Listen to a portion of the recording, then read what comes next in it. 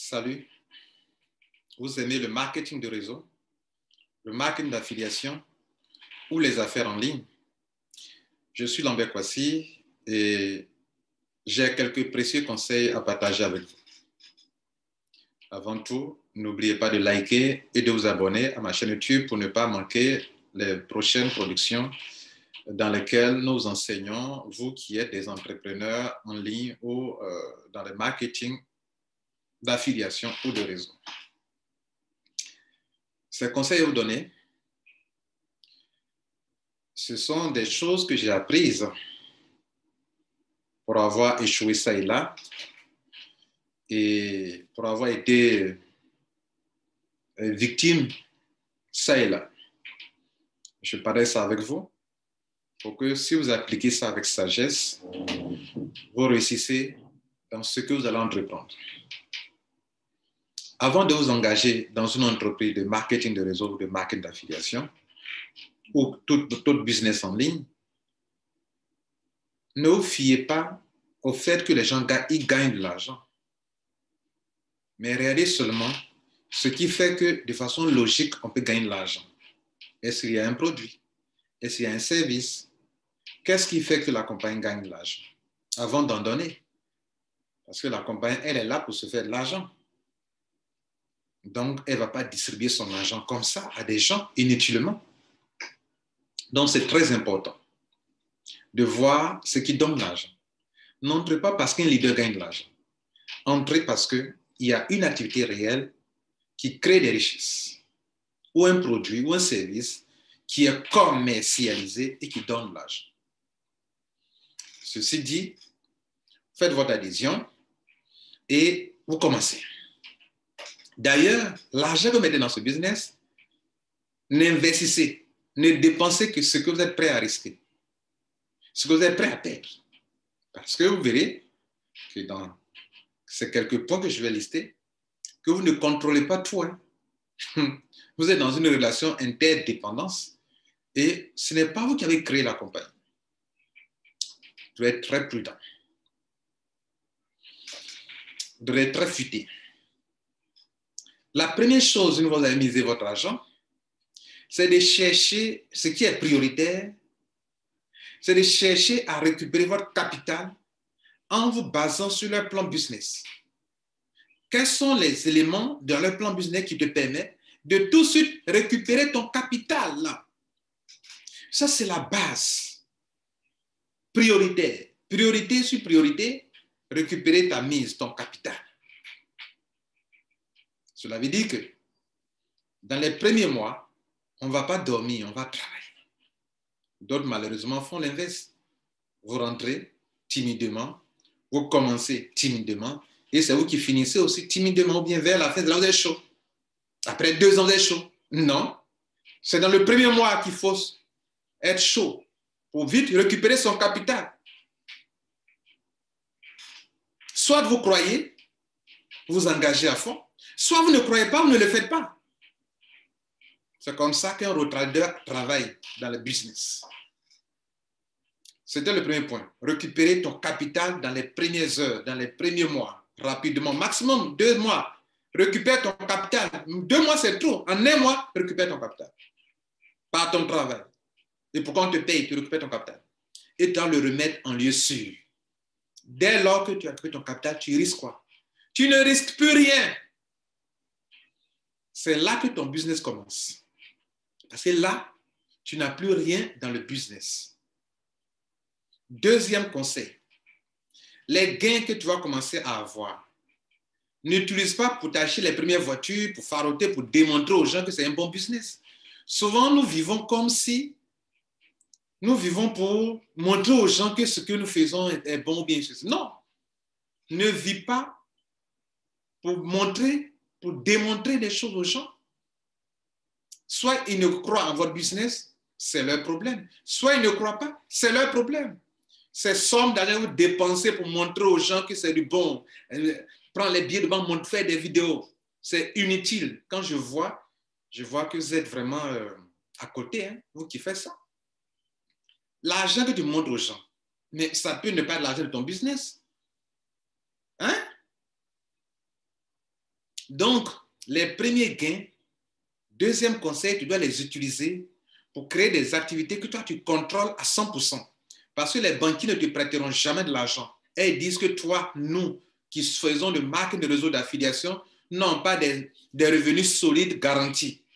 Ils peuvent prêter l'argent à un salarié, mais toi, tu n'as pas de salaire, on ne te prêtera pas de l'argent pour ton projet, de quoi que ce soit. Donc, à un moment, utilise ce business comme un financement pour financer ton business à toi que tu contrôles à 100%. C'est de l'intelligence. C'est aussi être un road leader. Et quand tu ne dépendras plus à 100% de ce business, non seulement tu as récupéré ton capital, deux, tu as mis sur pied une activité que toi-même tu contrôles à 100%. Comme dans cette activité, tu ne la contrôles pas à 100%, tu essaies de créer une activité que toi-même tu contrôles à 100%. Et donc, tu t'auras servi de cette compagnie comme une entreprise qui a financé ton business à toi. C'est mon deuxième conseil. Mon troisième précieux conseil, enfin, c'est les raisons pour lesquelles je vous donne ces deux premiers conseils. Les voici. Les raisons. Là, ce ne sont plus des conseils. Mais ce sont mes deux premiers conseils que je viens de vous donner là. Ce sont les conseils les plus précieux. Mais les raisons pour lesquelles je vous donne ces deux conseils sont les suivantes. Première raison. Pourquoi tu dois faire ça? C'est deux choses. Parce que les entreprises de marketing de réseau de marque d'affiliation ou les compagnies en ligne, enfin, qui interviennent en ligne, dans lesquelles vous y mettez votre argent, elles sont influencées par des forces extérieures ou même elles-mêmes, elles influencent bien par ces décisions qui sont des fortes décisions. Donc, cela veut dire que c'est la durée de vie de ces compagnies où l'affaire est bonne, souvent juteuse. C'est dans entre la première et la troisième année. Après 1 an, 2 ans, 3 ans, quelque chose va se passer absolument. Soit la compagnie va modifier son plan business, les termes et conditions, elle va rendre la chose encore plus difficile. Soit elle ferme, soit elle rend la chose encore plus difficile. J'ai vécu ça dans 3 entreprises. Après 2 ou 3 ans, elles ont changé leur plan business. Ça rend ça encore plus difficile à développer. C'est pour cette raison.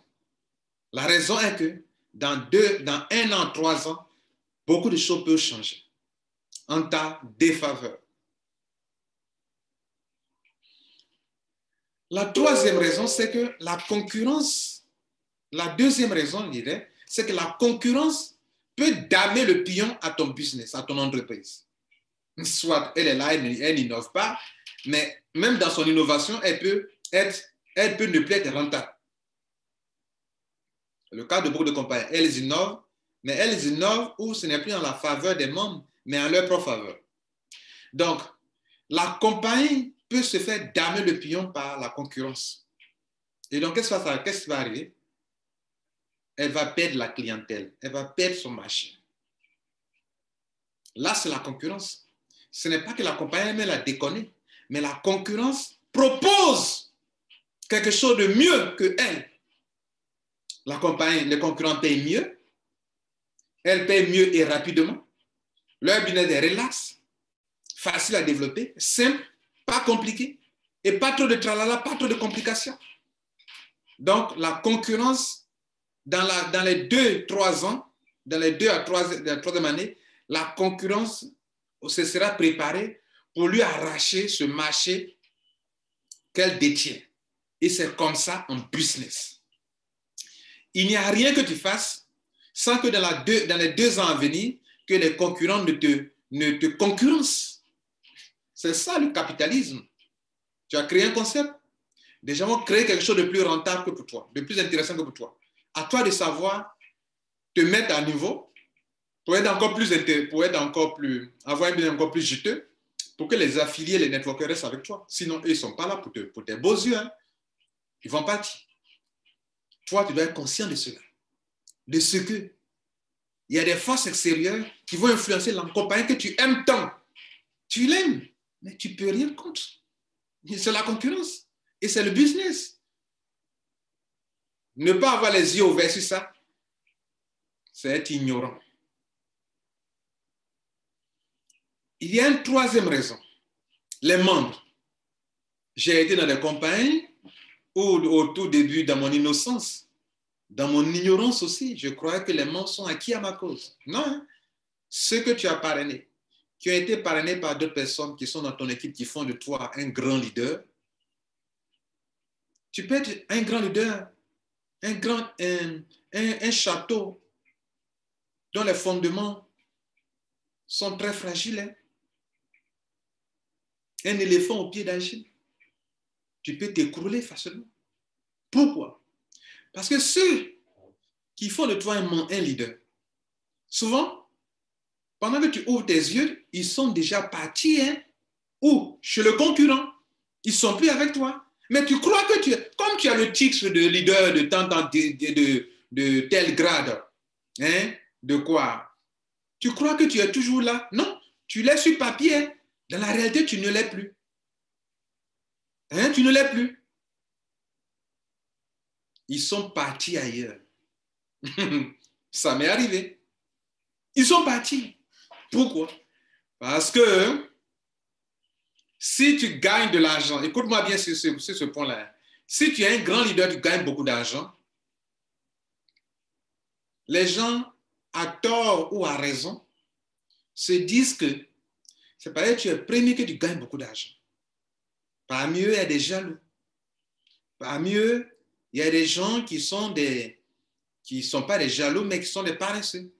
Et qui se disent que c'est parce que vous êtes les premiers qui gagnent beaucoup d'argent. Et quand ils ont l'occasion d'être premiers aussi, comme toi, tu as été premier, ils vont partir. Ils vont partir. Ah oui, toi, tu as été premier, non? Eux veulent aussi être premiers ailleurs. Mais en faisant quoi? En abandonnant ce business dans lequel tu te trouves, où tu es premier, pour aller dans un autre pour devenir premier là-bas. Et c'est ainsi que les gens font et défendent les compagnies. Les membres et les leaders eux-mêmes. Même le leader même qui est là dans une entreprise actuellement, qui dit que c'est la meilleure compagnie là, lui aussi, il a fait et il a défait une autre compagnie. Et lui aussi, pendant qu'il est scotché maintenant dans cette compagnie, les membres vont faire et défaire cette autre compagnie. Toi, à qui je parle, vois ça comme ça et dis-toi que c'est comment les choses se passent. Les networkers, les affiliés font et défendent les compagnies. Parce que la réalité, c'est que la compagnie n'a pas le marché. Mais souvent, elle croit qu'elle a le marché. Ce sont les membres qui ont le marché. Ce sont les membres qui ont le marché. Une compagnie qui perd de vue cette grande vérité, elle va chanceler avec ses leaders. Ça, c'est un élément important. De noter que les gens qui sont dans le business, après 1 an, 2 ans, s'ils ne gagnent pas beaucoup d'argent comme les leaders, ils vont se retirer. Et s'ils se retirent, comme ça. C'était la troisième raison pour laquelle tu dois faire toute attention. Écoutez, mes 2 premiers conseils étaient donnés. La 4e raison pour laquelle tu dois faire attention, si tu gagnes de l'argent, ou bien tu vas vite faire pour occuper ton capital, c'est que à un certain moment, soit des leaders déconnent et la compagnie se sent obligée de les supprimer et elle les supprime, soit la compagnie elle-même déconne et les membres dénoncent et la compagnie utilise son pouvoir, son autorité pour les supprimer. Dans l'un ou dans l'autre cas, que la compagnie ait raison ou tort, quand elle supprime le membre, elle vient de manger son totem. Et la conséquence, ce n'est pas elle seule qui va payer les conséquences. C'est nous tous, c'est vous tous qui allez payer ça. Et là encore, ton business est influencé par une force extérieure. La compagnie a osé supprimer des leaders. Et des gens, si ces leaders sont partis faire un autre business qu'on les a supprimés, les membres, ceux que ce leader influence, vont se demander mais pourquoi on l'a supprimé. Là encore, c'est un problème. Et ils vont aller chercher à rentrer dans ce business dans lequel le leader est parti. Ça fait 1. Soit le leader dit la vérité et on l'a supprimé. Les membres disent mais pourquoi il dit la vérité et puis on le supprime. Là encore, la compagnie a moyen son totem. Vous voyez là? Voilà des choses extérieures qui vont influencer ton business. Toi, tu n'as rien à voir. tu es en dehors de tout ça. Mais la compagnie le fait, ça va retomber sur elle. Si ça retombe sur elle, c'est ton business aussi également qui s'en va. Quatrième raison.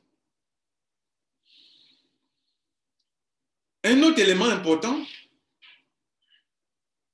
c'est que la cinquième, dans un pays, ton business peut être un très bon business. Mais parce qu'il est tellement rentable, parce qu'il est juteux, à un moment, ça va déranger. Ça va déranger. Pourquoi? Parce que c'est rentable. Vous voyez? Parce que c'est rentable. Ça peut ne pas être de l'escroquerie. Ça peut être rentable. Parce que c'est rentable et que ça rend les gens riches, on peut l'interdire. Parce que ça dérange des structures qui sont déjà en place, qui payent des taxes. Vous ne payez pas. Tu vois que si c'est tellement rentable et que ça dérange et qu'on l'interdit dans ton pays, là encore tu es victime. Mais c'est une force extérieure qui vient interdire ton business. À tort ou à raison. Souvent, ils ont raison, ceux qui interdisent. Sinon, les structures, les autorités qui interdisent, souvent, elles ont raison. Mais souvent, ce n'est pas parce que la compagnie escroque les gens. Souvent, on veut voir clair dedans. On veut voir ce qui se passe dedans. Et si rien n'est expliqué, on m'attelle. Mais toi, tu perds. Toi, tu perds encore là. Un autre élément important, un signe. Quand tu es dans une compagnie, qui est peut-être la sixième raison pour laquelle tu dois faire attention, que tu vois que des leaders, ce sont eux qui sont en train de défendre la compagnie chaque jour, et que la compagnie elle-même ne se prononce pas sur certains sujets, ce sont des leaders qu'on met au devant pour défendre la compagnie, c'est que ça ne tourne pas bien dans la compagnie. Ah oui, c'est une remarque que j'ai faite. Toutes les compagnies dans lesquelles, à un moment, ce sont des leaders qui montent au créneau pour défendre bec et ongle la compagnie, c'est que ça ne sent pas bon. Ça ne sent pas bon. C'est que ça ne sent pas bon. Ça ne sent pas bon. Mesdames et messieurs, mon nom c'est Lambert Kwasi. Je viens de partager avec vous des expériences que j'ai vécues dans les différentes compagnies depuis 2000 jusqu'à aujourd'hui. Nous sommes en 2021. Depuis 2000, j'ai eu mon premier boulot dans un établissement appelé l'établissement Raoul Barnouin en Côte d'Ivoire qui réunit Librairie de France, Salipassi et autres structures, Barnouin Informatique. OK? Barnouin Informatique, Salipassi, Alpha Sport, Librairie de France. J'ai travaillé là-bas en 2019. En 2020, il y a eu un coup d'état, je perds mon boulot. Et je me suis accroché au marketing de réseau, au marketing d'affiliation et à tout métier en ligne pour survivre jusqu'à aujourd'hui. Aujourd'hui, quand je mets mon pied dans une entreprise, les deux premières choses que je fais, c'est ce que je viens de vous expliquer. D'abord, je ne mets pas mon pied dans n'importe quelle entreprise. Et quand je mets mon pied, je cherche à récupérer ma mise. D'abord, par mon travail. Deuxième chose que je fais, l'argent que je gagne, avant je gaspillais. Je veux montrer aux gens que c'est bon, c'est un bon business. Mais ce n'est pas nécessaire, tu t'en fous. Qui eux croient, ils ne croient pas, c'est leur problème. Tu n'as rien à démontrer aux gens, tu n'as rien à montrer aux gens. Ah oui. Et au lieu de faire gaspiller ton argent dans des démonstrations inutiles, utilise-le pour faire quelque chose que toi, tu contrôles à 100%. Sachant que, comme je viens de le démontrer, il y a des forces extérieures que tu ne contrôles pas, que malgré ta bonne foi, ta bonne volonté, ton amour pour l'entreprise, soit la compagnie va gâter son business, elle-même peut gâter son business par son égoïsme, par son arrogance. Soit des gens peuvent venir détruire ton business. Sois conscient de cela et agis en conséquence. Abonnez-vous. C'était Lambert Kwasi. Ciao.